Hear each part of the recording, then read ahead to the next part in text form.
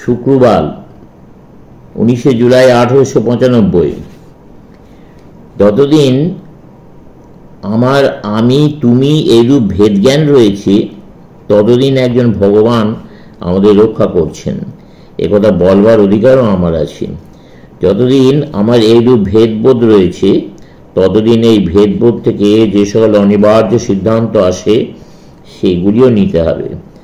আমি তুমি স্বীকার করলেই আমাদের আদর্শ স্থানীয় আরেকটি তৃতীয় বস্তু স্বীকার করতে হবে, যা আমি তুমির মাঝখানে আছে।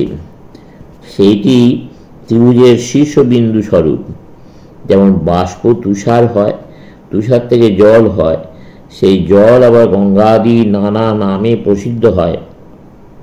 কিন্তু যখন বাষ্প অবস্থা তখন আর গঙ্গা নেই, আবার যখন জল তখন তার মধ্যে বাষ্প চিন্তা করি না।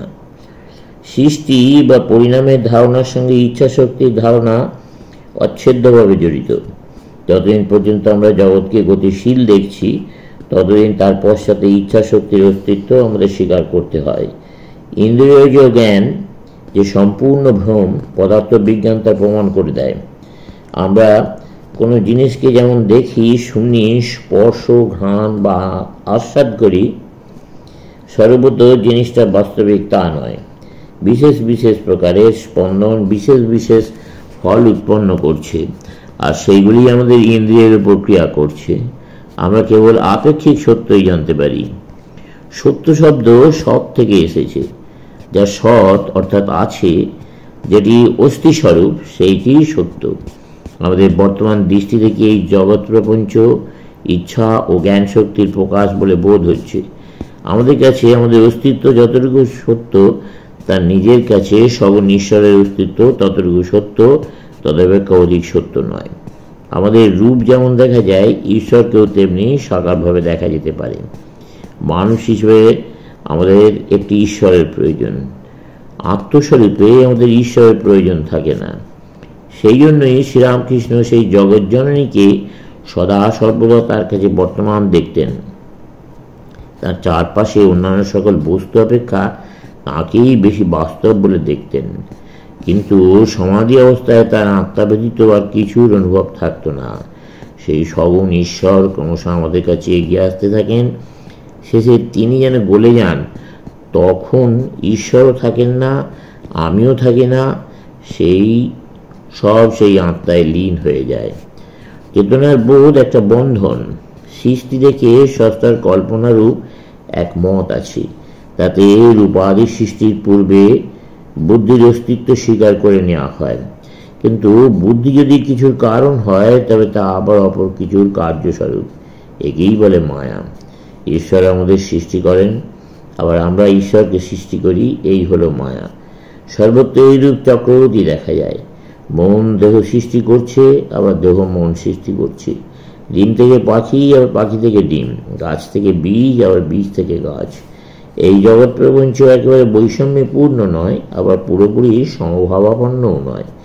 মানুষ স্বাধীন, তাকে এই দুই ভাবের উপরে উঠতে হবে। এই দুটোই নিজ নিজ প্রকাশভূমিতে সত্য বটে, কিন্তু সেই যথার্থ সত্য, সেই অস্থিস্বরূপকে লাভ করতে গেলে আমরা এখন যা কিছু অস্তিত্ব, ইচ্ছা, চেতনা, করা, যাওয়া, জানা বলে জানি, সেসব অতিক্রম করতে হবে। পৃথক বা স্বতন্ত্র জীবাত্মার প্রকৃত ব্যক্তিত্ব নেই। ওটা মিশ্র বস্তু হলে তো কালে খণ্ড খণ্ড হয়ে নষ্ট হয়ে যাবে, যাকে আর কোনরূপে বিশ্লেষণ করা যায় না। কেবল সেই বস্তুই অমিশ্র, এবং কেবল সেইটি সত্যস্বরূপ, মুক্ত স্বভাব, অমৃত ও আনন্দ স্বরূপ। এই ভ্রমাত্মক স্বাতন্ত্র্যকে রক্ষা করবার জন্য যত চেষ্টা, সবই বাস্তবিক পাপ। আর এই স্বাতন্ত্র্যকে নাশ করবার সমুদয় চেষ্টাই ধর্ম বা পুণ্য। এই জগতে সব কিছুই জ্ঞাতসারে বা অজ্ঞাতসারে এই স্বাতন্ত্র্যকে ভাঙবার চেষ্টা করছি। চরিত্রনীতির মোরালিটি ভিত্তি হচ্ছে এই পার্থক্য জ্ঞান বা ভ্রমাত্মক স্বাতন্ত্র্যকে ভাঙবার চেষ্টা, কারণ এটি সকল প্রকার পাপের মূল। চরিত্রনীতি আগে থেকেই রয়েছে। ধর্মশাস্ত্র নীতি পরবর্তীকালে বিধিবদ্ধ করেছে মাত্র। প্রথমে সমাজে নানাবিধ প্রথা স্বভাবতই উৎপন্ন হয়ে থাকে, সেগুলি ব্যাখ্যা করবার জন্য পরে পুরাণের উৎপত্তি। যখন ঘটনাসমূহ ঘটে যায় তখন সেগুলি যুক্তিবিচারের চেয়ে উচ্চতর কোনো নিয়মেই ঘটে থাকে। যুক্তিবিচারের আবির্ভাব হয় পরে ওইগুলি বোঝাবার চেষ্টায়। যুক্তিবিচারের কোনো কিছু ঘটাবার শক্তি নেই, এ যেন ঘটনাগুলি ঘটে যাওয়ার পরে সেগুলির জাবর কাটা। যুক্তিতর্ক যেন মানুষের কার্যকলাপের ঐতিহাসিক।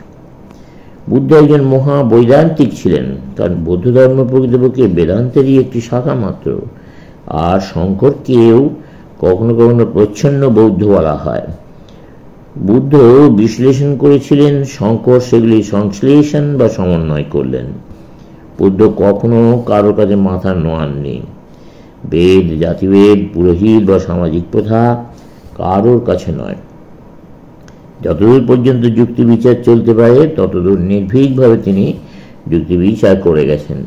এরূপ নির্ভীক সত্য অনুসন্ধান, আবার সকল প্রাণীর প্রতি এমন ভালোবাসা জগতে কেউ কখনো দেখেনি।